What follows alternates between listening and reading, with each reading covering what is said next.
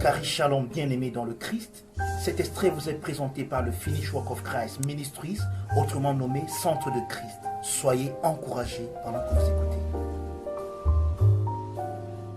J'ai compris que l'espace est petit. L'espace est petit. Mais on ne peut pas encore l'agrandir. Vous savez pourquoi? Parce qu'il y a encore des chaises vides. Et s'il y a encore des chaises vides, c'est-à-dire qu'il y a ton voisin au quartier, il y a ton collègue de service, il y a ta cousine que tu connais là, ton oncle là, c'est sa place. Tu ne lui as pas encore dit ce qu'il faut lui dire. Tu n'as pas encore démontré ce qu'il faut démontrer. Tu n'as pas encore manifesté ce qu'il faut manifester. Pour qu'il te dise que là où tu vas là, même si c'est dans un trou, je vais venir. Donc touche ton voisin, tu lui dis que fais quelque chose. Fais quelque chose. Le nombre de chaises ne doit pas dépasser le nombre de personnes. C'est le nombre de personnes qui doit dépasser le nombre de chaises. Amen. Il doit avoir les gens debout. Ton amen n'est pas sérieux. Amen.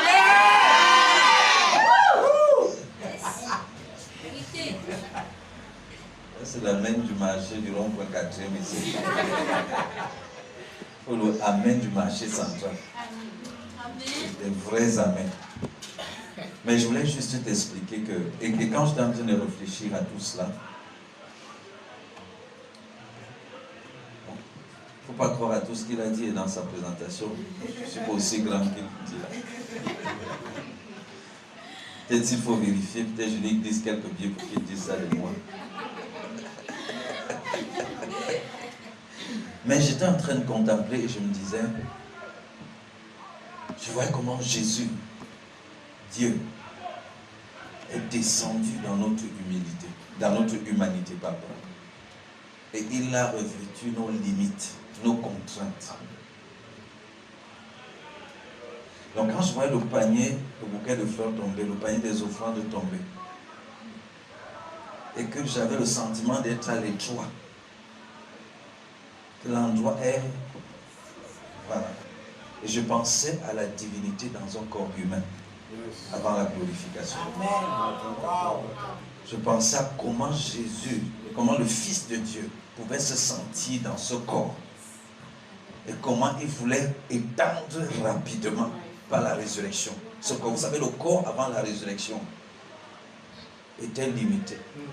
Mais après la résurrection, c'est illimité. Avant la résurrection, nous ne pouvions pas contenir Dieu. Après la résurrection, Dieu réside en nous. Donc, nous sommes plus grands que l'univers. Parce que la Bible dit qu'il fait du ciel son trône, la terre son marchepied, et l'espace entre les deux ne peut le contenir. Mais il habite en toi. Amen. Parce que par la résurrection, tu es devenu plus grand que l'univers tout entier.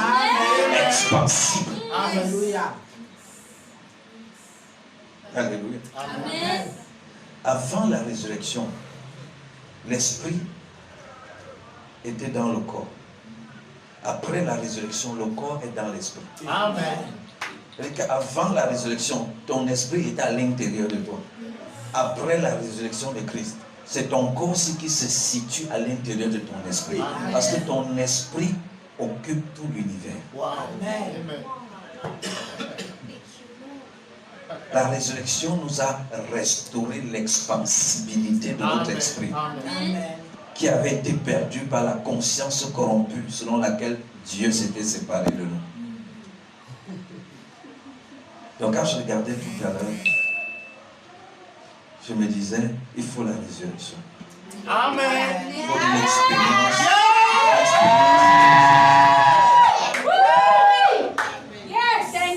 Il faut une conscience de résurrection. Amen.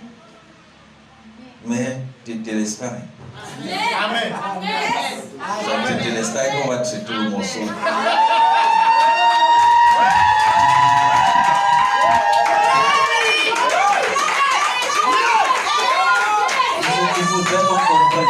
Il faudrait qu'on comprenne pourquoi Jésus ne pouvait pas ressusciter le deuxième jour. Il ne pouvait pas ressusciter le quatrième jour. Pourquoi il fallait que ce soit le troisième jour? Dieu est un Dieu des temps et des saisons. Il ne va ni trop vite ni lentement. Donc pourquoi le troisième jour? Tétélestai. C'est du 23 au 25 juillet à l'hôtel de Watt. Ceux qui me suivent en ligne, Tétélestai, doigt là-bas.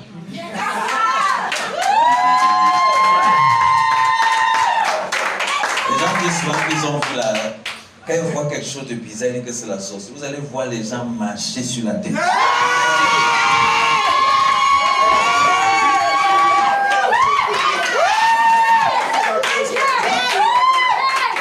Ceux qui ont peur de l'ascension vont tellement avoir peur que la peur va s'effrayer en eux électrique.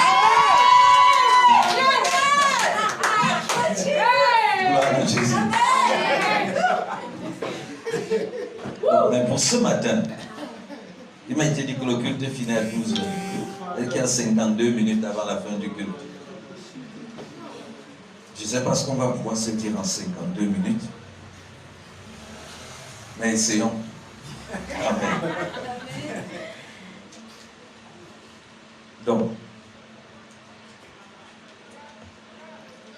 je disais que ça fait longtemps que je ne prêche plus dans les cultes. Je fais ça dans les longs séminaires. Donc, quand on me donne le micro comme ça, je risque de vous embrouiller. Quand je vois papa dans la salle, je ne peux pas tirer trop long. Surtout qu'il a le bébé en main. Papa, je te salue. Alléluia. C'est probablement le doyen de cette salle. Voilà. Il faut honorer. Beaucoup de son âge sont assis en train de boire le fort. Il est là pour suivre la parole. Afin de laisser un héritage significatif. Amen. Pas juste un héritage abondant, mais significatif. Amen. Alors, beaucoup de choses se sont passées dans ma tête que je souhaitais partager avec vous ce matin. Mais selon que le temps va nous permettre, j'aimerais ancrer cela sur une chose. Tu es une même souche avec lui. Amen. En sa mort, en sa résurrection, mais en sa mission et en sa responsabilité. Amen. Alléluia. Amen. Connaissant le message que le docteur Désiré partage déjà avec vous, je sais que vous êtes remplis et saturés de la connaissance du mystère de Christ, sa personne et son œuvre. Donc je ne vais pas insister là. On reviendra dessus à Tétélestai. Je ne vais pas insister là. Mais j'aimerais rapidement ce matin, avec la grâce que me communique l'Esprit, bâtir un pont entre cette connaissance et sa manifestation dans ta vie tous les jours. Amen. Amen. Nous savons dans le corps de l'Église, dans le monde aujourd'hui, l'extrême qu'on appelle les charismatiques, qui résout tout par l'onction. S'il veut manger, on lui sert le poulet alors qu'il veut manger le poisson, il déclare par l'onction que le poulet là devient le poisson. C'est une image exagérée. Mais il se dit que la puissance va résoudre tout. Il faut la puissance, la puissance. Power. Et ce micro est puissant. La puissance va résoudre tout. Et le feu, le sang, tout est susceptible d'être utile pour manifester la puissance. On combat tout le monde. Vous voyez le verset de Timothée. Combattez le bon combat. Combat le de la foi. Eux, ils ont seulement le combat. Le reste, là, ils n'ont pas lu. Donc, ils sont toujours en train de combattre. Pour entrer à l'université, il a envoyé le feu. Pour passer des examens, il a envoyé le feu. Pour sortir finalement avec son diplôme, il fallait le feu pour qu'on le libère de l'université.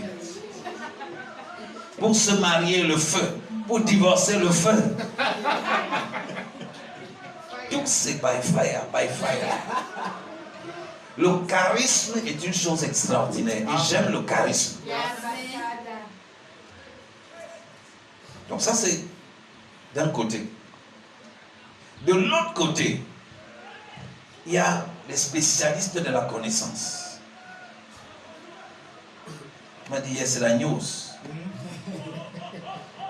Les gars qui, qu'on t'explique, que ce soit la Bible, n'importe quoi, quand ils t'expliquent ça, tu comprends qu'on t'a expliqué quelque chose.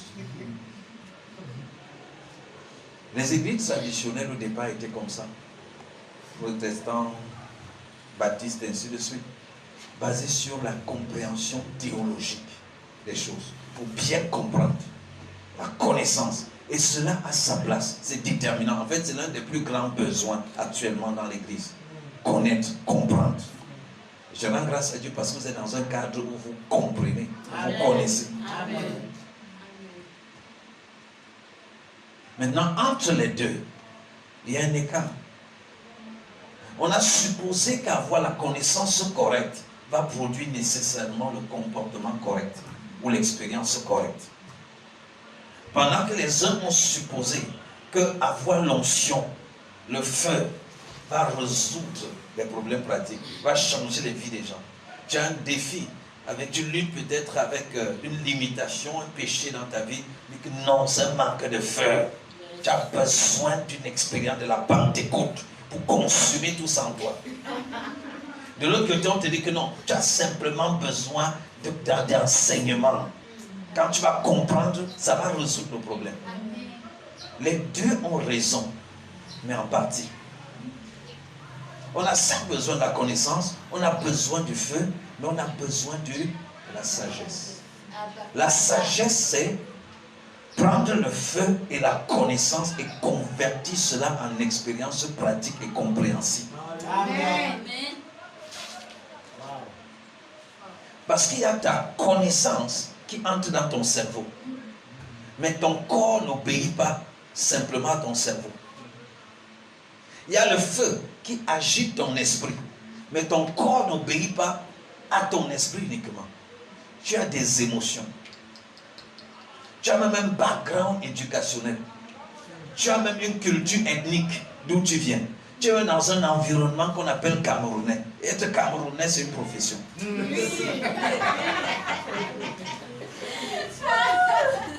Donc si tu sous-estimes ou négliges la part ou la contribution de tous ces éléments, tu vas être là. Tu auras tout le feu, mais ta vie sera en train de tourner sur place. Tu vas être là, tu auras toute la connaissance, mais ta vie sera en train de tourner sur place. La sagesse, c'est l'application correcte de la connaissance révélée. Révélée, c'est le Saint-Esprit. Connaissance, c'est l'enseignement. Maintenant, la sagesse, c'est l'application correcte de cela. Oui, Jésus, quand il est venu sur terre, il savait qu'il est venu pour mourir. Il disait qu'il est venu pour mourir. Et il savait qu'il fallait qu'il soit connu par le plus grand nombre de Juifs. Cependant, quand il a guéri les malades, il a dit, ne dites à personne. Mais tu viens pour te faire connaître et tu caches ce qui peut te faire connaître. Ça s'appelle la sagesse.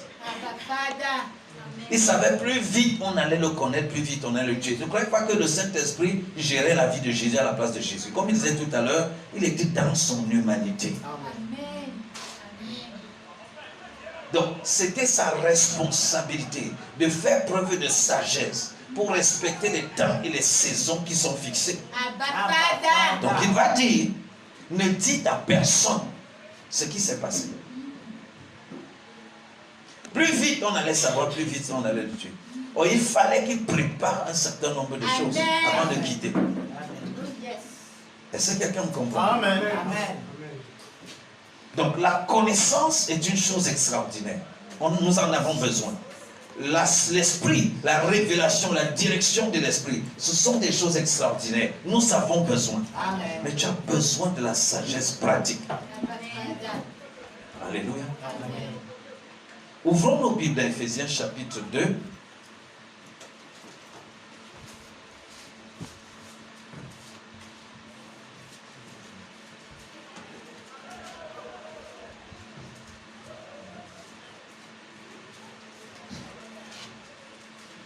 Verset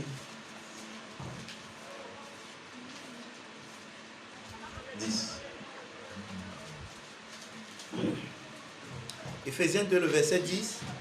Car nous sommes son ouvrage, ayant été créés en Jésus-Christ pour de bonnes œuvres que Dieu a préparées d'avance afin que nous les pratiquions. Amen. Le verset 9 dit quoi?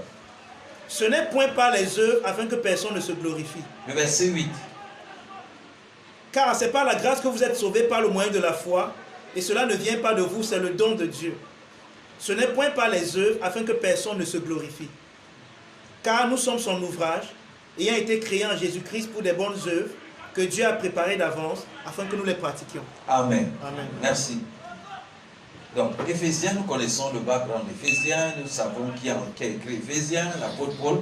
Nous savons que dès le début, il parle de notre position en Christ. Il parle de l'œuvre complètement achevée. Il nous parle de notre glorieuse personne à l'intérieur du glorieux Christ. Il parle de la puissance qui est attachée à notre appel. Il parle de la gloire qui est attachée. Il nous parle de la richesse, l'immense richesse de la grâce de Dieu, extraordinaire en ce qui nous concerne. Bref, il nous démontre notre divinité en Christ. Amen. Maintenant, il arrive juste là au chapitre 2. Il explique le mécanisme du salut. Vous êtes sauvés par la grâce, au moyen de la foi. Cela ne vient pas de vous, c'est le don de Dieu. Ce n'est point par les œuvres afin que personne ne se glorifie. Donc vous êtes sauvés, passé composé. Une action initiée et achevée dans le passé. C'est déjà réglé. Comment? Par la grâce. C'est-à-dire le don de Dieu lui-même. Rien à voir avec toi. Amen. Donc vous êtes sauvés par le don de Dieu lui-même. Amen. Par le moyen de la foi.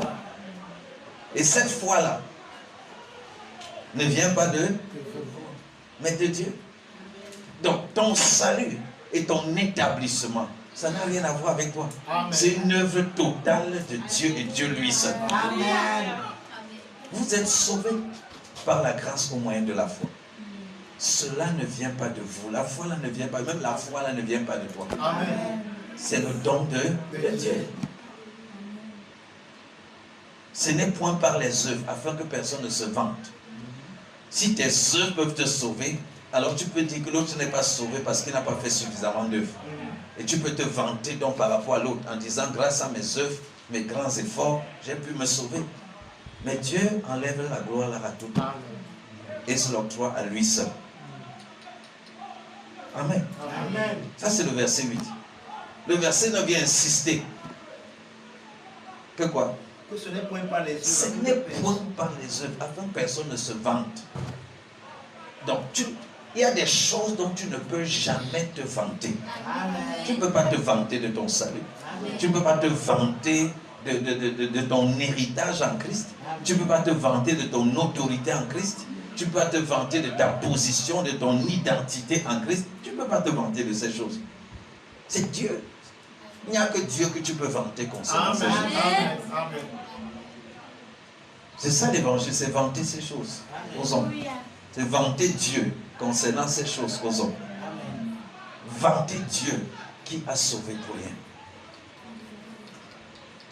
Et c'est quoi l'évangile? Ça allait dire aux gens que, gars, Dieu t'aime jusqu'à, il est fier de toi jusqu'à. Au grand bandit du quartier, c'est là où il dire que, gars, bonjour. Comment envoyer vers toi? Qui? Dieu. Pourquoi? Il dit qu'il t'aime jusqu'à. Que quand il te voit là-haut, il te love grave. Il te voit parfait à ses yeux. Il m'a te dire que tout ce que tu as fait de mal, tout ce que tu es en train de faire de mal et tout ce que tu feras de mal, qu'il ne tient pas compte de ça. Il cache ça pour toi. Il couvre ça, il enlève.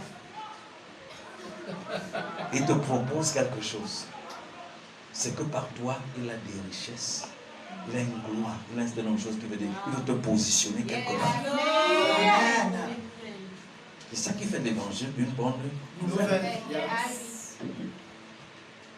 c'est que Dieu nous a réconciliés avec lui. Dieu n'impute plus aux hommes leurs péchés.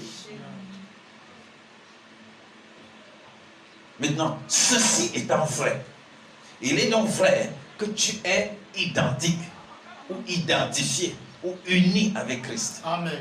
Il est vrai que tout ce que Christ est, tu es cela. Tout ce qu'il a, tu as cela. Et tout ce qu'il peut, tu peux cela. Amen. Ça, c'est établi. Maintenant, il veut voir ça. Pour l'instant, tu es sur la terre. Ce qu'on vient de dire là, c'est vrai dans l'esprit. Celui qui s'attache au Christ est un seul et même esprit avec lui. Donc, tu es tout ce que Christ est en esprit. Tu as tout ce que Christ a en esprit. Tu peux tout ce que Christ peut en esprit. Maintenant, on veut voir ça. On veut voir ça.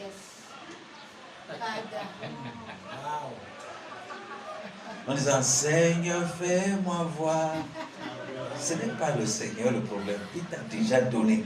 Il a dit que Seigneur, je vais faire voir ta gloire.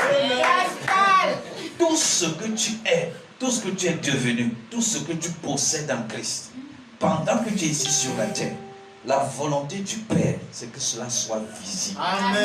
C'est que cela soit manifeste. C'est que cela soit palpable. Ce n'est pas la récitation. Je suis le Fils dans le Fils. C'est la vie de Dieu en moi. Tel je suis. Ainsi de suite. Il est comme tu es là. Ton visage est toujours attaché comme un masque bamon. C'est comme si tous les problèmes de la terre, c'est comme si tous les pays, c'est comme si tu es le président de tous les pays où Corona est en train de tuer les gens là. Tu ne sais pas où mettre la tête. Quand tu vois celui qui n'a pas encore expérimenté son salut, il te regarde, il a peur même de venir à l'église. Et c'est sûr qu'on fait un genre de masque sur les visages des gens.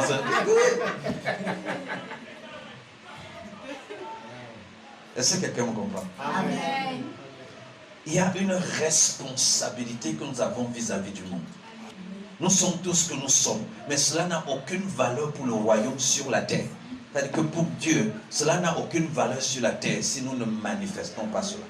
Donc lorsque l'apôtre Paul dit travailler à votre salut, pas travailler pour votre salut, mais travailler à votre salut, c'est une expression qui veut dire rendez visible ce que vous avez reçu gratuitement. Amen. Rendez cela visible.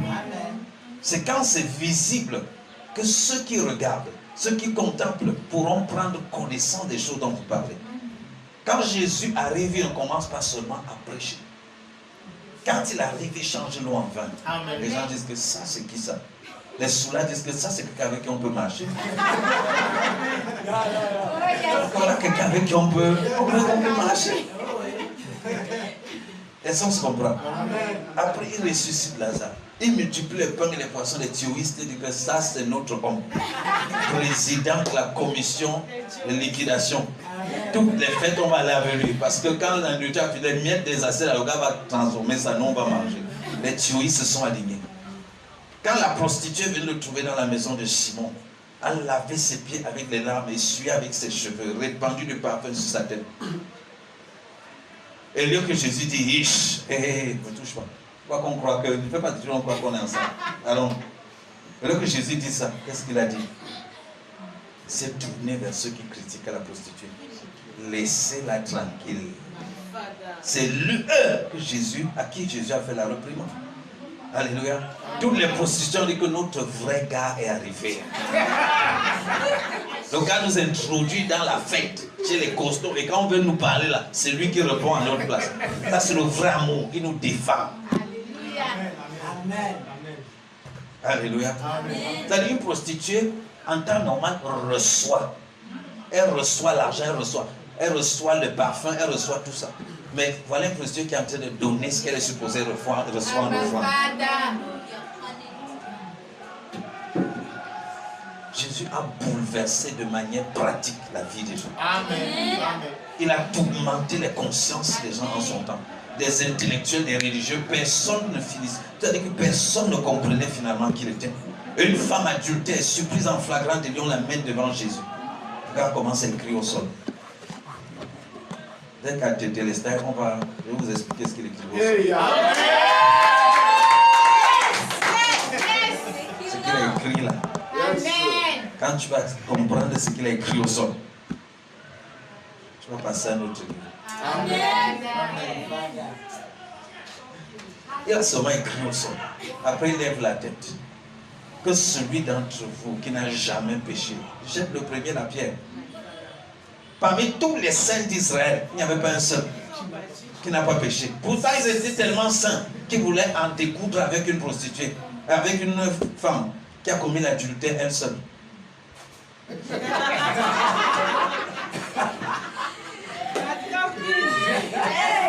Donc, on voulait lapider la femme là. Elle a commis l'adultère seule. Il n'y avait pas d'homme. C'est une histoire terrible. Une femme a commis l'adultère seule et on va la lapider seule. Sinon, où est le monsieur? C'est sûr qu'il était dans la foule. Avec la pierre. C'est sûr qu'il a calé le prochain rendez-vous. Elle a refusé. Elle a dit qu'elle va te trahir. Il a lancé la peine, connaissant la loi de Moïse. Alléluia. Amen. Jésus a changé l'envers. Il a marché sur l'eau. Il a stoppé les tempêtes. Ça, c'était les problèmes concrets de son temps. À leur temps, le problème, ce n'était pas le corona. Il a guéri les malades. Ça, c'était les problèmes concrets de son temps. Il a manifesté le royaume. Quand Jean-Baptiste envoie lui demander, es-tu celui qui devait venir ou devons-nous en attendre un autre? Jésus ne dit pas que bon, il n'a pas entendu prêcher. Il n'a pas entendu mes dernières révélations. J'ai les rhémas forts, j'ai les rhémas graves. Bon, allez seulement lui dire que je suis le fils dans le fils. Non. Non. Jésus dit, allez dire à Jean-Baptiste que les aveugles voient, que les sourds entendent, et que les boiteux marchent. En d'autres termes, allez lui dire que je suis en train de résoudre les problèmes de ma génération. Toi, tu es en train de résoudre quel problème de ta génération, bien-aimé? Quand tu auras fini de taper les mains à l'église, de chanter fort au micro, de danser jusqu'à faire le grand écart, en quoi est-ce que ça va résoudre le problème de ces gars qui jouent au foot en face? En quoi est-ce que ça va améliorer la situation de l'enfant camerounais? En quoi est-ce que cela va rendre notre pays moins corrompu? En quoi est-ce que cela va créer de l'emploi pour les chômeurs qui circulent partout et qui finissent par devenir des bandits? En quoi est-ce que cela va aider nos frères et sœurs venus du sud-ouest qui sont réfugiés ici à Bonabéry? Voilà les vraies questions que Jésus abordait au quotidien dans sa vie de tous les jours. Au travers des solutions aux problèmes de tous les jours, Jésus pouvait leur donner un avant-goût, une petite expérience de ce que ça signifie être sauvé, vivre dans la gloire, dans le repos et ainsi de suite. Est-ce que quelqu'un me comprend? Amen. Quelle est la dernière fois que tu as prié pour les gens de Bonassan? Que tu as prié pour qu'ils expérimentent quelque chose, une solution à leurs problèmes? Pourquoi dimanche ces gars sont en train de jouer au foot, au lieu d'être ici? Ça ne te choque pas? Que tu mets le baf, ils t'entendent crier ici et ils sont en train de crier là-bas pour les buts marqués. Ça doit te parler. Ça doit te faire te dire que je sais à quoi.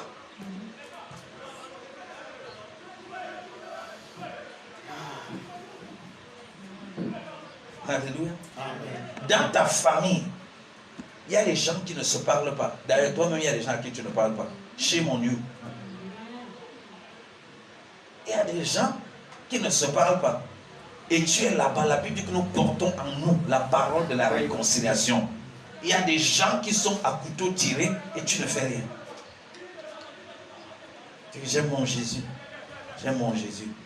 Donc Jésus n'est pas ta propriété personnelle. Jésus est pour tous. Est-ce que quelqu'un me comprend? Amen.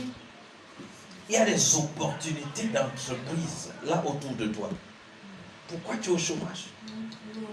Pourquoi tu ne fais rien de concret? Qui va aider à diriger la circulation? Quand on venait là, c'était grave à un certain niveau. Est-ce que tu sais pas, tu peux monter quelque chose? J'ai même vu la mairie ici là. C'est comme si on n'a pas taillé le gazon là depuis longtemps. J'ai vu ça en passant. Je me suis dit que ça, il y a un problème d'entretien ici. Pourquoi toi, tu ne peux pas faire quelque chose par rapport à ça? Et si on partait voir le match?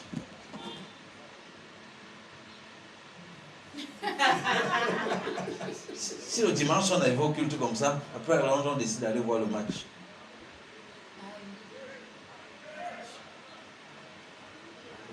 Par exemple, on achète des casiers, on dépose. Et quand il finit là, c'est la bière, non? Imaginez si on fait affiner, aller quelque part pour chercher la bière, ils trouvent 3, 4 casiers déposés. Et que c'est l'église.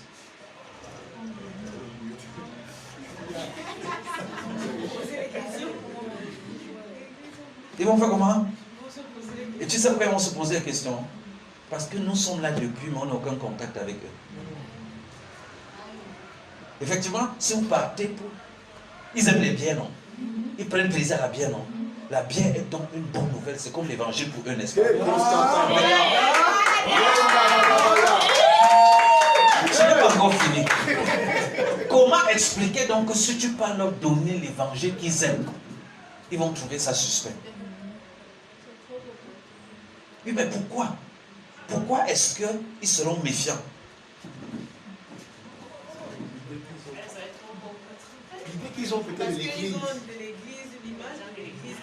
Nous ne parlons pas de l'église, nous parlons de l'église ici. Quelle image ont-ils de l'église ici?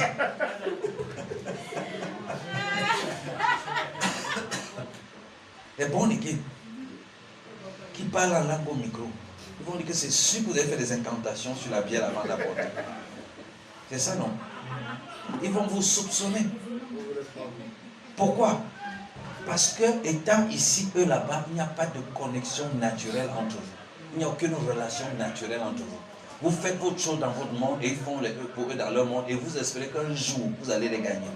Impossible. Il faut qu'il y ait une connexion. Un man of God. Il faut que le culte finisse, tu pars là-bas, tu demandes que bon, ok, tout. Non, ici le pasteur en face, je passe, est-ce que vous saluez? C'est comment? C'est une équipe constituée, nous aussi on peut venir jouer, ainsi de suite et tout. Et quand passe ton Dieu, tu dis, hey, je suis un dangereux attaquant. Si tu veux dimanche prochain. C'est vrai en plus. Oui, je sais. Si on commence à quelle heure? Tu joues, même si tu viens prêcher ici en culotte, il n'y a pas de problème. Et là-bas. Le jour là, tu sais qu'on ne diffuse pas. Ce sera entre nous. Tu vous filez, j'essaie de jouer là. Portez le piano, vous mettez à la longe, vous animez le match. Alléluia. Vous faites les pom-pom girls. Par équipe. Nous ne pouvons pas vivre notre vie christique dans les nuages. Sinon, il serait resté aussi. Il serait resté dans le sein du Père là-bas et ne pas descendre. Il est descendu pour dire que nous aussi on doit descendre. Il est sorti pour venir jusqu'à nous pour dire que nous aussi nous devons sortir et aller vers les autres. Et nous n'allons pas vers les autres avec une grosse Bible rouge. Quand tu arrives à distance, ils te regardent, ils paniquent. Nous allons vers les autres de manière naturelle. Comme Dieu s'est incarné pour devenir homme afin d'agir au milieu des hommes, nous aussi nous devons nous incarner en ce qu'ils sont. L'apôtre Paul disait, je me fais juif avec les juifs, grec avec les grecs, même hors la loi avec les hors la loi, bien qu'il y ait en moi la loi de Christ, afin de gagner le plus grand nombre. Nous qui portons ce message de la révélation extraordinaire de Christ, nous ne devons pas faire comme les religieux qui protègent tellement leur sainteté qu'ils ne peuvent même pas saluer quelqu'un d'autre. Qui protègent tellement leur sainteté que la plus grande preuve que tu es saint, c'est la capacité de marcher au milieu des gens qui ne le sont pas. Amen. Amen. Tout en conservant ta sainteté en toi. Si ta sainteté a peur d'être au contact des pécheurs, si ta sainteté a peur d'être au contact des corrompus, si ta sainteté a peur d'être au contact des adultères, c'est que c'est une sainteté fabriquée. Yes. Le chinois.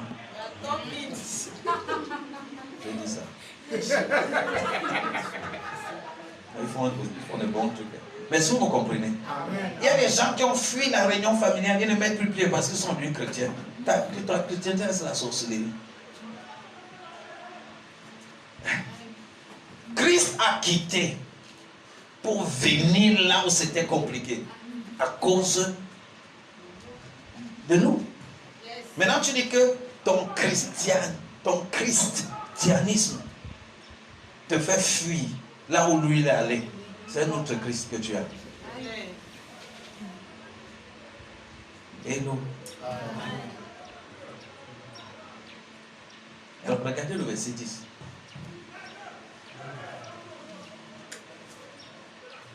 Hein, tu veux donner l'offrande? Il n'y a pas de problème. Le panier est là. Ah, ok. Ah, ok. C'est toujours l'offrande. Tu as l'œil. Le Seigneur te bénisse. Amen. Pose au sol. Risque de tomber. Donc, nous sommes son ouvrage. Poema. Le chef-d'œuvre, la mélodie. Nous sommes sa mélodie. Donc, quand Dieu, le son le plus harmonieux que Dieu a émis de tout l'univers t'a produit. Amen. Wow. Dans la beauté, la dextérité, la perfection, il ne manque rien sur toi. Amen. Amen. La projection du Dieu total. Quand on parle de Christ, c'est de nous qu'il s'agit. Nous sommes l'image visible du Dieu invisible.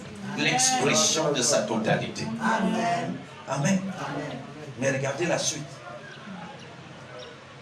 Ayant été créé en Jésus. Ayant été. Participe présent. Ayant été. C'est déjà réglé. Nous avons déjà été créés en Jésus, en sa mort et sa résurrection, n'est-ce pas? Mais pourquoi? Pour des bonnes œuvres. Pour les bonnes œuvres. On n'a pas ayant été créé par les bonnes œuvres. C'est pas été créé des bonnes œuvres. Ayant été créé pourquoi? Pour des bonnes œuvres. Pas pour les belles chansons. Pas pour les beaux cultes. Pas pour les belles nuits de prière. Pas pour les bonnes œuvres. Alléluia. Amen. Donc, tu as été sauvé, libéré, affranchi. Tu as reçu un statut. Ça, c'était l'œuvre de Dieu. Qu'il a fait gratuitement. Tu n'as rien contribué. Tu ne peux pas te vanter de cela. Maintenant, Dieu te parle des choses dont tu pourras te vanter. Alléluia. Dieu te parle des choses qui peuvent te générer des récompenses. Dieu te parle des choses qui vont attirer maintenant son couronnement dans ta vie. Il dit, tu as été créé en Jésus-Christ pour des bonnes œuvres. Il y a des bonnes œuvres. Tu as été sauvé de quelque chose, mais tu as été sauvé pour quelque chose. Amen. Amen. L'Église est restée longtemps sur ce de quoi on a été sauvé. À contempler ça. Certains contemplent ça pour essayer de se sauver à nouveau de ce dont ils ont été sauvés. Ils veulent se sauver du diable, ils veulent se sauver du péché, ils veulent se sauver de ci, ils veulent se sauver de ça. C'est déjà réglé. Amen. Maintenant, nous, dans notre message, nous disons c'est déjà réglé, c'est déjà réglé, c'est réglé. Et nous passons le temps à contempler le fait que c'est réglé. Eux, ils ne savent pas que c'est déjà réglé et ils passent le temps à vouloir régler. Nous, nous savons que c'est réglé et nous passons le temps à nous réjouir du fait que c'est réglé. Un peu comme les disciples qui étaient là et ils voyaient Jésus et Jésus leur parlait et Jésus s'est élevé dans le ciel et ils sont restés à le regarder. Waouh, extraordinaire. Que faites-vous là? Celui qui est parti là, il revient de la même façon. Allez prêcher, allez agir. Son ascension n'est pas le spectacle, mon ami. Son ascension, c'est la communication de la grâce pratique pour aller opérer. Amen. Donc, restez là, regardez la télé et admirer, oh Jésus, il est monté sur mon lit, là, c'est assis à la droite du Père, à la droite du Père. Oui, on sait ça. Mais qu'est-ce que ça signifie? Et de quelle façon est-ce que ça t'engage de manière pratique dans la vie d'aujourd'hui? Alléluia. C'est ça la question. Yeah. Ça t'engage à quoi? Quand tu auras compris toutes les profondeurs de cela, si la compréhension là ne te met pas en action dans la vie d'aujourd'hui, c'est que tu n'as pas encore compris comme tu dois comprendre. Amen. Ayant été créé en Jésus-Christ pour accomplir, pour des bonnes œuvres qu'il a préparées d'avance. Il t'a dévancé dedans, afin que nous les pratiquions. Il a préparé des bonnes œuvres, afin que nous les pratiquions. Il y a des bonnes œuvres qui t'attendent. Et ce n'est pas juste ouvrir les yeux des aveugles, guérir les malades. Oui, ça en fait partie. Tu dois guérir les malades. Tu dois ouvrir leurs yeux, les aveugles. Tu dois faire marcher les paralytiques. Tu dois ressusciter des morts. Amen. Ça, c'est les bonnes œuvres. Que votre lumière luise ainsi devant les hommes, qu'ils voient vos bonnes œuvres et qu'ils glorifient votre Père qui est au ciel. Alléluia. Donc ton évangélisation dans cette dispensation commence par la démonstration, la pratique des bonnes œuvres qu'il a préparées d'avance. Ce sont ces bonnes œuvres qui servent de signe et qui permettent que les gens se rapprochent pour écouter ce que tu as dit. Et là maintenant tu pourras leur expliquer tous les rimes que tu veux. Des bonnes œuvres qu'il a préparées d'avance, afin que quoi? Nous les pratiquions. Frère, le taux de chômage dans notre pays est tellement élevé. Tu comptes faire quoi par rapport à ça? Causons vrai. Tu comptes faire quoi? Il y a des personnes qui sont au chômage ici. Beaucoup qui cherchent un travail. Levez la main. Comment vous pouvez chercher le travail? Il y a le travail partout. Partout. Quand je vois seulement ton foulard, là, la façon dont c'est attaché, je ne suis pas sûr qu'il a vu quelqu'un qui a attaché un foulard de manière aussi. Ton téléphone, tu es sur Android. Tu as un téléphone Android, non? Tu as les unités là maintenant, les données. Assieds-toi seulement sur Facebook. Tu dis 3 astuces pour bien nouer son foulard.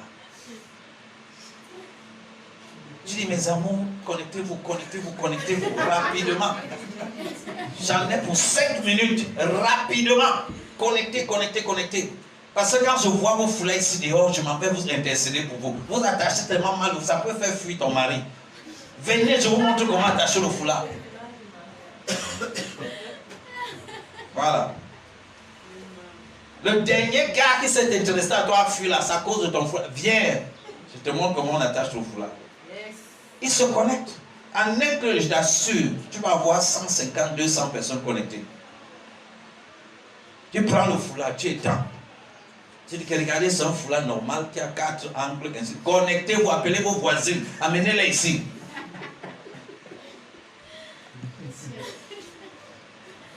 Dès qu'il se connecte, tu dis que vous voyez, tu prends le foulard que tu as sur la tête là. C'est très bon. Tu montres comme ça, tu dis que bon, voilà. Vous pliez d'abord comme ceci, ça devient un triangle. Vous voyez, on passe d'un carré à un triangle. Vous voyez? Appelez les voisines. Il ne faut pas qu'ils viennent après. Je ne vais pas recommencer. Appelez-les maintenant. Ou bien partagez dans tous vos groupes. Puis tu montes. Étape 2. Étape 3. Après tu guettes. Tu dis que s'il n'y a pas 400 personnes, tu ne continues pas. Et connecte.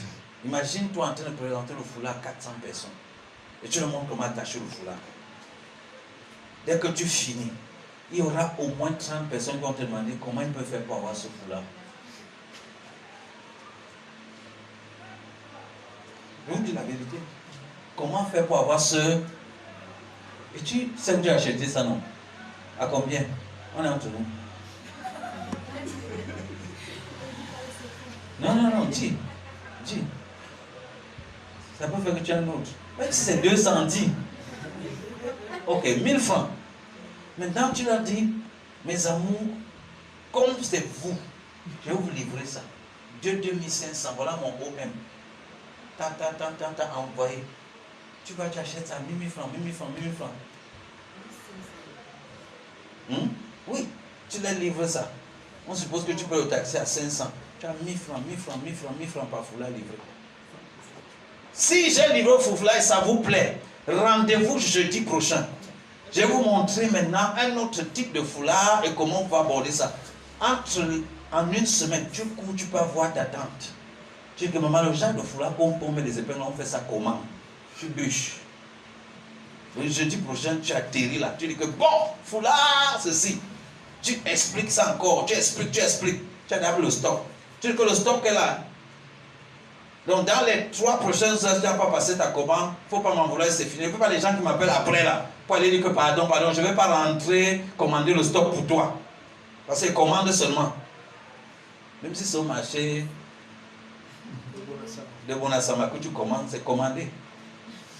Tu n'as pas dit que tu commandes en Chine, c'est lui qui a supposé. C'est lui que tu commandes. C'est ça, non? Juste avec le foulard là. On va te proposer le travail, tu vas refuser. Parce que le foulard te sature déjà les bouches. Et ça t'occupe suffisamment. Et tu seras en train de faire quoi? Tu seras en train de répondre aux besoins.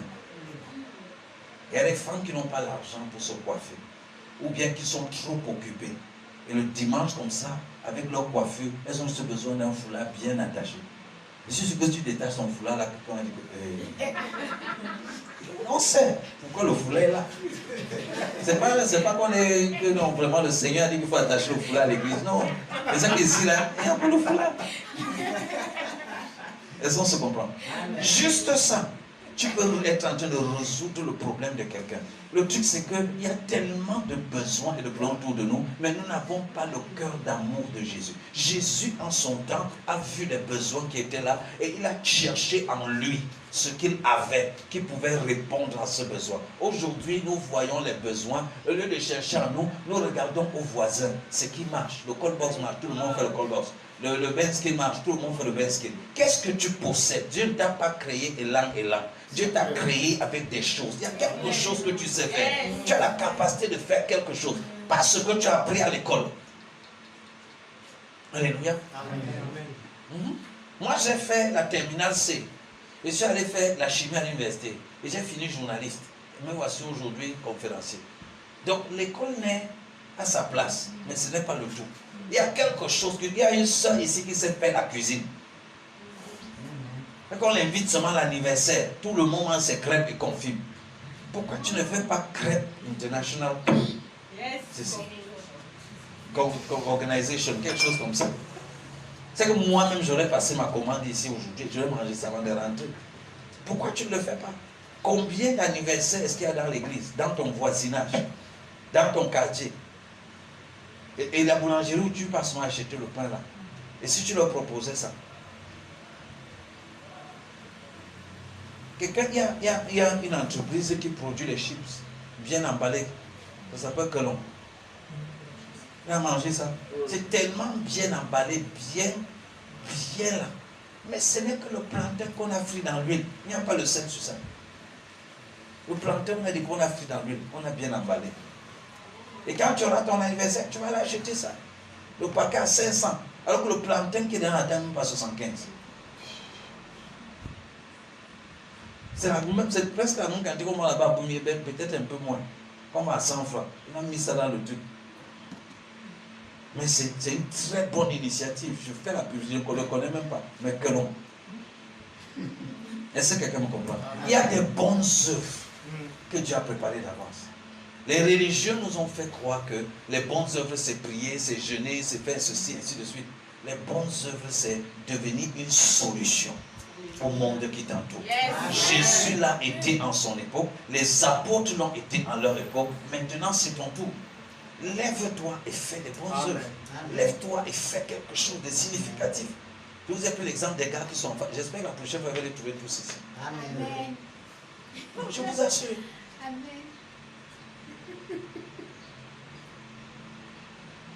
Jésus est venu, non pas pour être servi, mais pour servir. Il servait qui? Dieu. Il servait les hommes. De quelle façon es-tu en train de servir l'humanité? C'est ça, servir Dieu. C'est pas chanter à la chorale. Chanter à la chorale, ça te détend et puis on te voit. Donc tu gagnes déjà quelque chose. Mais de quelle façon es-tu en train de servir l'être humain? De répondre aux besoins de l'être humain. De répondre aux problèmes de l'être humain. Amen ou quoi? Voilà les personnes qu'il faut valoriser. Pas ceux qui fuient leurs responsabilités dans la société, qui disent que non, Dieu les appelle à l'intercession. Tu viens tous les jours, je les entends, je les trouve enfermés ici en train de prier. Vous priez quoi? Moi, je prie. Hein? On a prié pour le pasteur, lui-même il prie pour lui. Va faire quelque chose de significatif. Tu viens avec l'argent, on casse le mur. Amen. On casse, on allonge la salle là-bas. On met les fenêtres avec l'aluminium là, le verre coulissant là, et tout. On invite le super-maire de la ville. Viens faire le culte. Amen. Mais ta prière là, ne produit pas ça. Lève-toi. Tu as déjà beaucoup prié. Ça, vraiment. Maintenant, agis. Laisse maintenant la prière, va agir. Va résoudre quelque chose.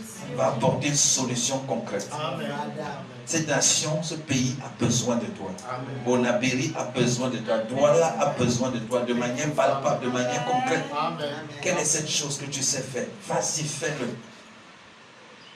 Servir Dieu n'est pas dans les cantiques que tu chantes, dans les versets que tu récites, mais c'est dans la part de la vie de Christ que tu communiques à ton prochain, au travers d'un service que tu rends. C'est la valeur que tu ajoutes concrètement dans la vie des autres. Pourquoi les chrétiens sont enfermés à l'église et le monde est en train de gagner tout, l'économie, le business, les entreprises, ainsi de suite. Tu as fini par dire comment tu es le fils dans le fils, et après c'est quelqu'un qui ne connaît rien du fils qui enseigne tes enfants à l'école. Les écoles, c'est eux. Les hôpitaux, c'est eux. On va t'injecter X et Y. Tu meurs en disant tu es le fils dans le fils. Tape ton voisin, tu dis que pardon. Lève-toi. Lève-toi. Et agis. Lève-toi. Et pratique les bonnes œuvres pour lesquelles tu as été créé en Jésus-Christ. Lève-toi. Guéris quelques malades. Ressuscite quelques morts. Marche même sur l'eau. Multiplie les pains et les poissons.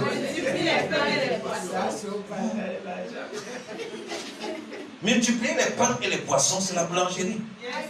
Donc à l'époque, on faisait tout à la main. Donc multiplier les pains et les poissons, c'est comme si Jésus avait implanté un four géant. Donc tu n'auras peut-être pas le charisme de mettre les pains et les poissons là et de prier, et ça se multiplie dans les paniers. Mais tu peux faire le même miracle en ouvrant une boulangerie. Tu peux faire le même miracle de guérison des malades. Quand tu étais couché au portique là, qui attendait que l'ange vienne agiter l'eau, tu peux devenir l'ange qui vient agiter l'eau. En créant une clinique, si tu en as la capacité. Sinon, apprends même la diététique, comment se nourrir correctement, et enseigne aux gens comment manger correctement, et coach-les dans ce sens-là. Tu seras toujours au portique de Salomon en train de guérir les malades. Amen. Nous n'aurons pas nécessairement tous la même chose. Certains auront, si vous voulez, l'onction jusqu'à certains gens. D'autres n'auront pas nécessairement cela. D'autres savent juste parler et les choses changent. D'autres savent utiliser leurs mains pour fabriquer des choses. Mais toutes ces choses peuvent converger à connecter quelqu'un à l'évangile de Jésus-Christ. Toutes ces choses peuvent converger à communiquer l'amour de Dieu aux gens. La sagesse pratique dont je vous parlais, c'est de ça qu'il s'agit. Comment la vérité peut devenir la réalité. Comment la science peut devenir l'expérience. Comment la révélation peut devenir la démarcation de manière pratique dans la vie de tous les jours. Est-ce que nous sommes prêts pour cela? Amen.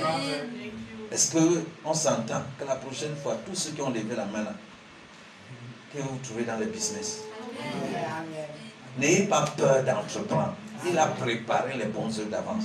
Quelqu'un dit que si je mets le capital, ça échoue. Ça ne fait rien, l'enfant de Dieu n'échoue jamais, il apprend seulement. Nous n'échouons pas, nous apprenons seulement. Les autres voient ça comme l'échec. Nous, on a fait. Quand Jésus a apparu là, et il marchait sur l'eau, Pierre a dit, Seigneur, si c'est toi, fais que je marche aussi. Jésus lui a dit, vierge. Pierre est sorti de là-bas. Il a fait 1, 2, 3, 4 pas. Il a dit, je marche sur l'eau. Si je tombe, il s'est mis à sombrer. Et qu'est-ce qui s'est passé? Jésus, il a crié, Seigneur, sauve-moi. Et Jésus a étendu la main, et l'a tiré en lui disant, pourquoi as-tu douté? Et les autres apôtres qui étaient là-bas disent que ça t'apprendra. Regarde-moi ça, tu aimes trop entendre. Nous on est tous là-bas, il faut que tu montres que oh, tu vas laisser, oh, tu maîtrises, oh, tu maîtrises. Ben, tu vas dire que oh, c'est l'eau qui a fait que. Pour nous montrer que tu maîtrises. Voilà notre maîtrise alors. Il y a des gens comme ça qui sont assis derrière juste pour t'effrayer. Tel avait tenté ça, il est mort. L'autre a tenté ça, il a perdu tout son capital. L'autre a tenté ça, il a fini en prison. L'autre a tenté pour t'empêcher d'oser. Tape ton voisin, dis-lui, il faut oser. Tu ne l'as pas tapé, tu l'as touché. Quand il avait le coup de Dieu, mon ami, il faut oser. Il faut oser. Il faut oser. C'est vrai que Pierre a failli se noyer, mais il a quand même fait 5 pas sur l'eau. Amen. Quand tu en as fait un pas sur l'eau, tous ceux qui critiquaient Pierre dans la barque n'ont jamais essayé un seul pas sur l'eau. Ils sont paralysés par leur peur. Ils osent critiquer le courage de Pierre. Pierre, lui, il a marché, à part Jésus, il est le second en son temps qui a marché sur l'eau. Donc quand tu es saint, même si tu as fait noyer, vous voyez, Jésus l'a sauvé, non? Quand tu vas essayer, si tu t'as maté noyer, Jésus te sauve. Amen. Mais il veut que tu oses. C'est ça la marche par la foi. Certains restent comme ça. Il dit, Seigneur, éclaire la voie pour que je marche. C'est il faut continuer d'attendre. Seigneur, éclaire la voie. Continue d'attendre. Un jour.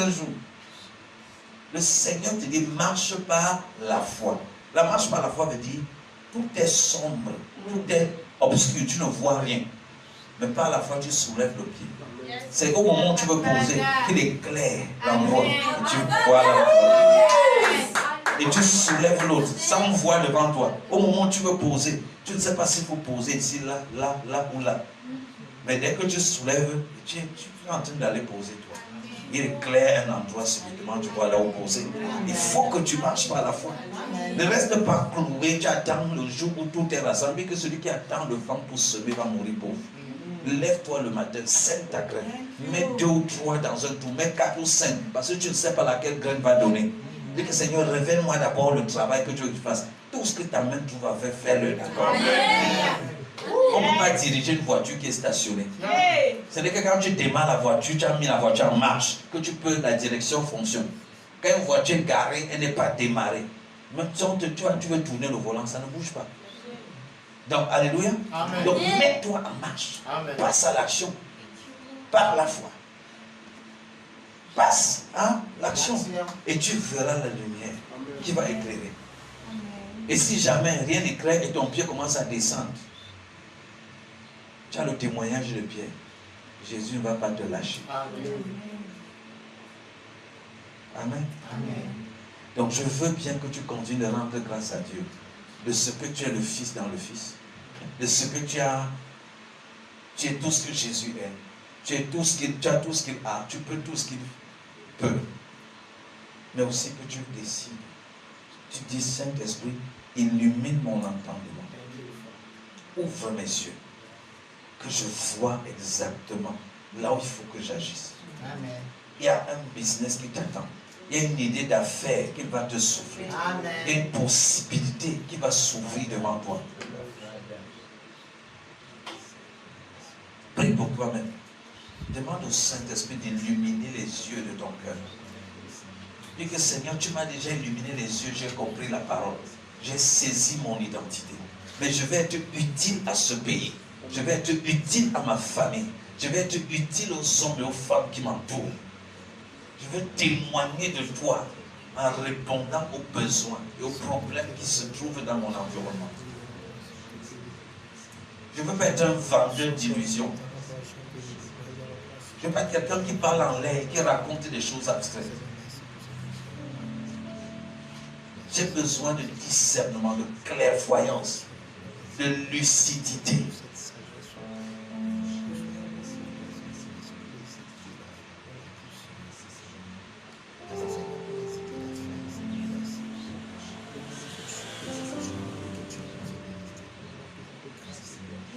Je veux que la vérité qui est en moi se transforme en sagesse pratique. Je veux être guidé de manière concrète.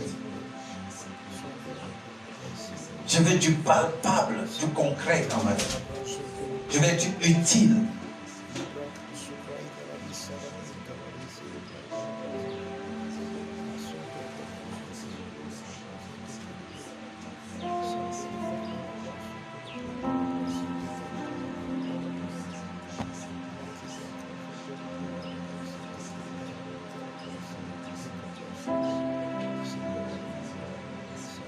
Je veux oser.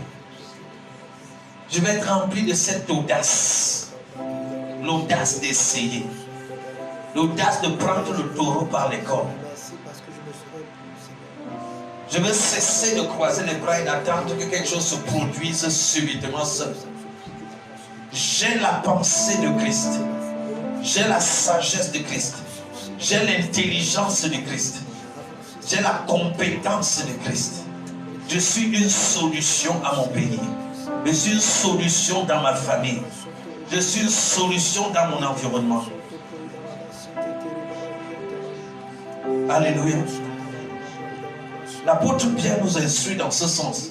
Il dit pour cela même, faites tous vos efforts pour ajouter à votre foi la vertu, c'est-à-dire l'excellence. Et à l'excellence, la connaissance scientifique. Tu as besoin d'apprendre quelque chose de nouveau. J'ai un téléphone Android, tu peux apprendre des tas de choses sur YouTube. Tu peux apprendre le traitement des cheveux, tu peux apprendre à faire des gâteaux, tu peux apprendre tellement de choses et rendre ta vie utile. Ajoute à ta foi, c'est-à-dire à la doctrine, à la connaissance de Dieu. Ajoute l'excellence. Ajoute quoi? La connaissance scientifique. Ajoute des compétences. Forme-toi. Apprends auprès de quelqu'un qui fait déjà. Demande comment il fait. Ne croise pas les bras. Ne pense pas qu'il y ait quelque chose qui soit un sous-métier. Quelque chose qui ne te mérite pas. Commence avec ce qui est disponible, ce qui est devant toi. As-tu une voisine qui fait la nourriture et faim? Pourquoi ne pas l'accompagner? Pourquoi ne pas apprendre à faire le dolé comme elle fait le dolé? Ça pourra te faire la différence dans ta vie. Je ne suis plus esclave de la peur. Je suis enfant de Dieu. Je ne suis plus esclave de la peur. Je suis enfant de Dieu. Est-ce que tu peux te tenir sur tes deux pieds?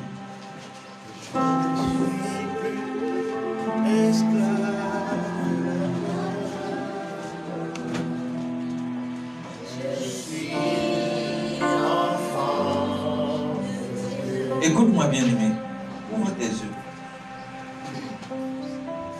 Le Seigneur provoque pour ses enfants des opportunités. Et tout cela a été préparé avant la fondation du monde. Mais ça vient comme des saisons. Comme après la saison pluie vient la saison sèche. Et parfois quand la saison arrive, on ne sait pas préparer. Et on rate l'opportunité de jouir de cette saison.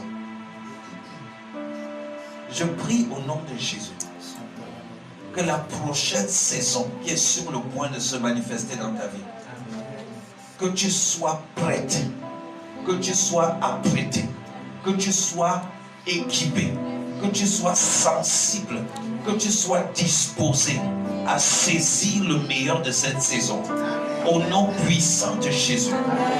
Il n'y a pas de mauvaise saison. La saison sèche sert à sécher le grain qui servira de semence pendant la saison pluvieuse. Et la saison pluvieuse permet d'amasser la nourriture dont on va se nourrir pendant la saison sèche.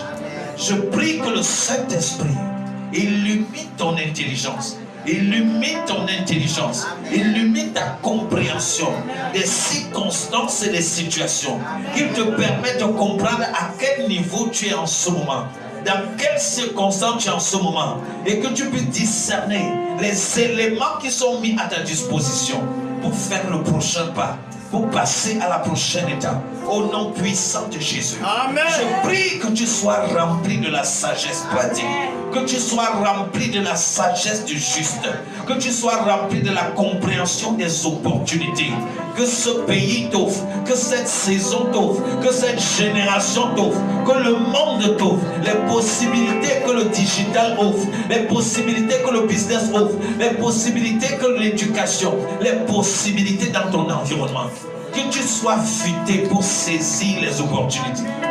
Au nom puissant de Jésus, je prie au nom de Jésus qu'il amène d'un pays lointain un oiseau rare pour te rencontrer dans ton domaine d'efficacité. Même ce domaine d'efficacité où tu es inconscient, tu ne sais pas encore que tu es doué dans ce domaine.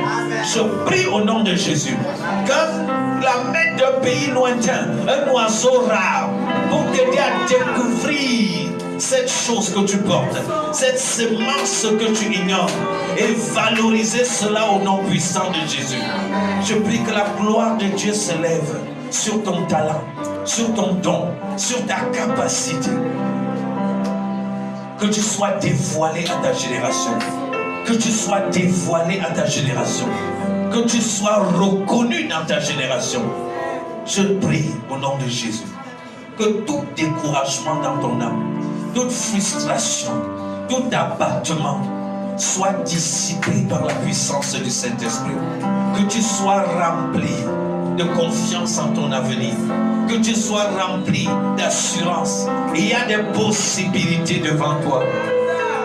Il y a des possibilités devant toi. Il y a des possibilités devant toi. Ne t'arrête pas à ce que tu as vécu jusqu'ici. Ne te dis pas que je ne sais plus quoi faire. Ne parle pas ce langage. Dis, je sais en qui j'ai cru.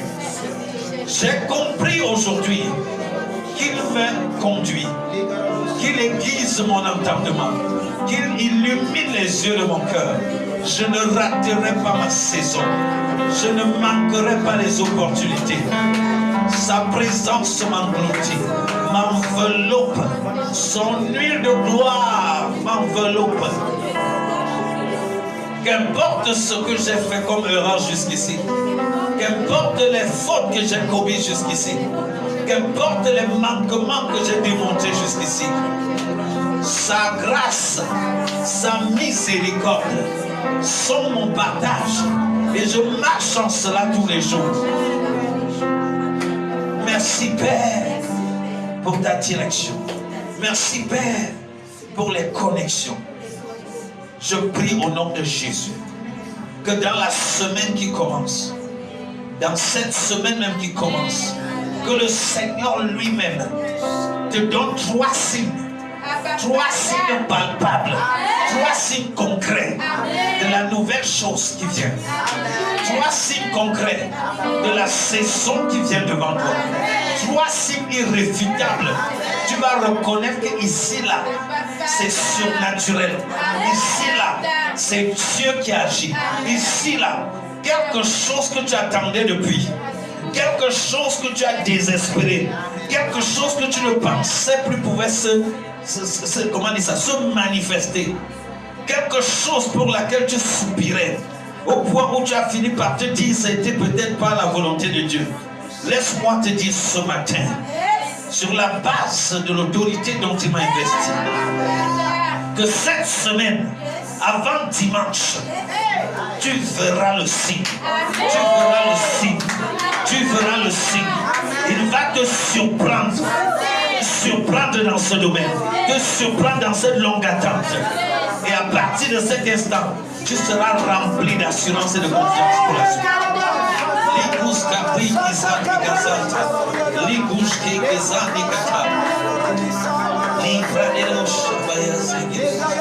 Je vois quelqu'un en train de courir.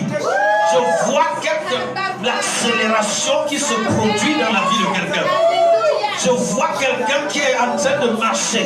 Et subitement, il marche vite. Et subitement, il court. Et il passe comme le vent. Ton passage va secouer l'entourage. Ton passage va laisser des traces. Je dis en cette semaine, tu auras le signe de ton réconfort. Dans l'Ancien Testament, quand le prophète finissait de parler, on lui demandait quel est le signe par lequel nous saurons que l'Éternel a fait cette chose. Je t'annonce le signe avant-coureur. Le signe avant-coureur. Le signe que le Seigneur va permettre pour te restaurer, pour t'encourager, pour te fortifier, pour que le découragement soit dissipé, pour que la déception qui est dans ton cœur soit brisée.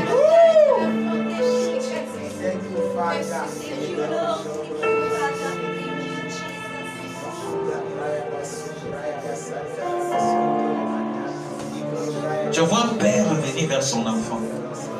Un père revenir vers son enfant.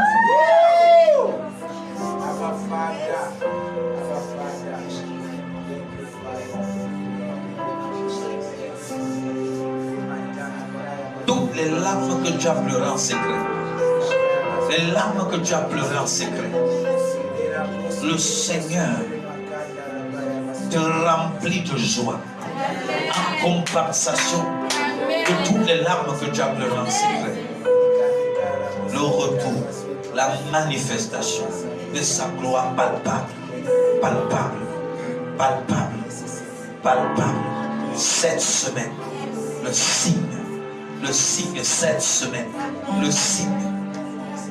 Cette semaine, j'envoie l'information aux 4 coins du monde et j'appelle à l'exécution. Cette semaine, tu vas recevoir des coups de fil inattendus, des coups de fil inattendus, des coups de fil inattendus, des coups de fil inattendus. Des personnes qui t'avaient oublié vont se souvenir de toi, vont se souvenir des choses qu'ils t'ont promises, des choses qu'ils t'ont promises. Ce qui était à toi, qui avait été retenu, ce qui était à toi et qui avait été retenu et ne t'a pas été reversé, j'appelle cela cette semaine, que cela te soit reversé, que cela te soit reversé, que cela soit ton signe, que cela soit ton signe, au nom puissant de Jésus. Thank you, Father. Woo, glory. Thank you, Lord.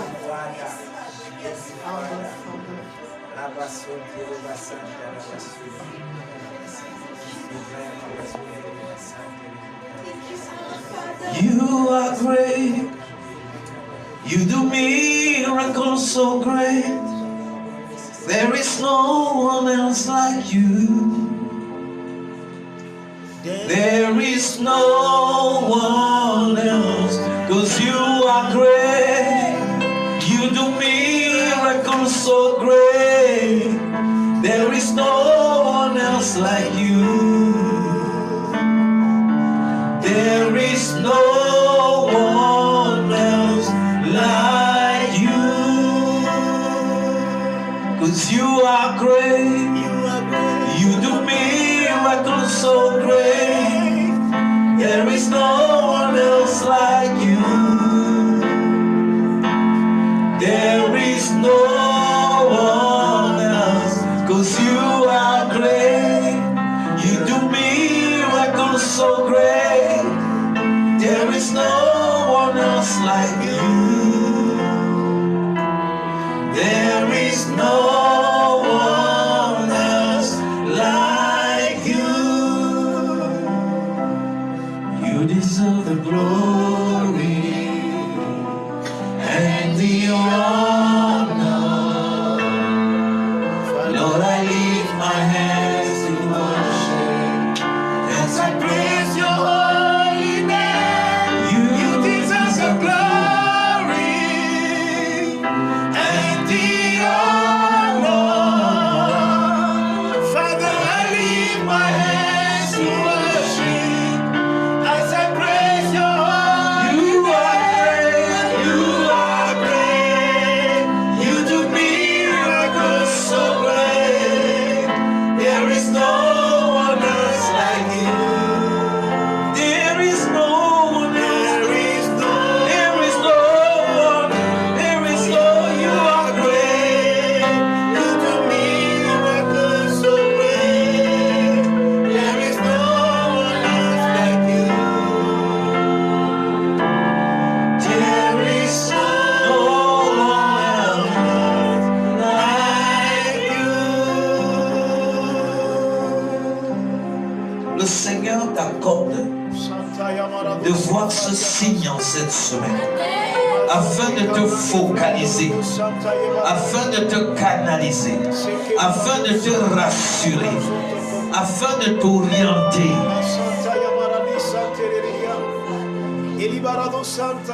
Thank you,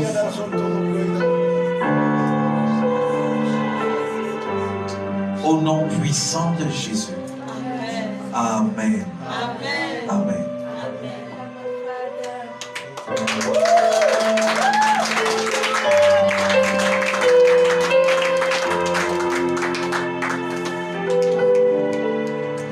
Alléluia. Merci Père. Merci pour cette atmosphère.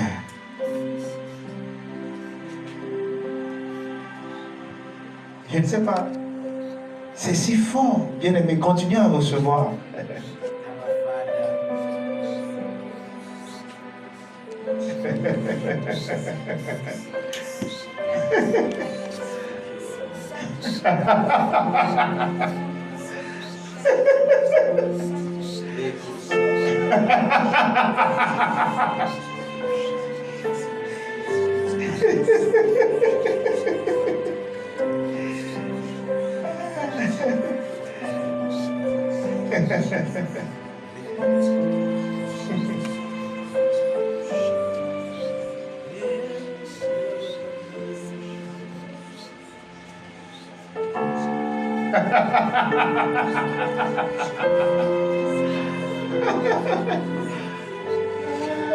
Thank you, Father.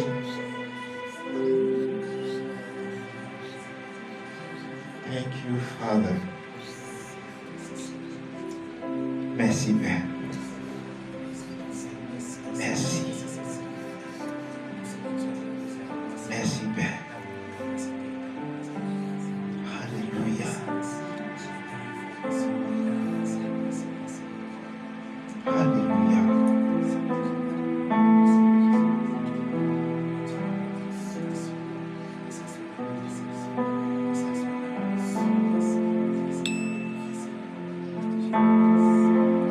Thank you, Father.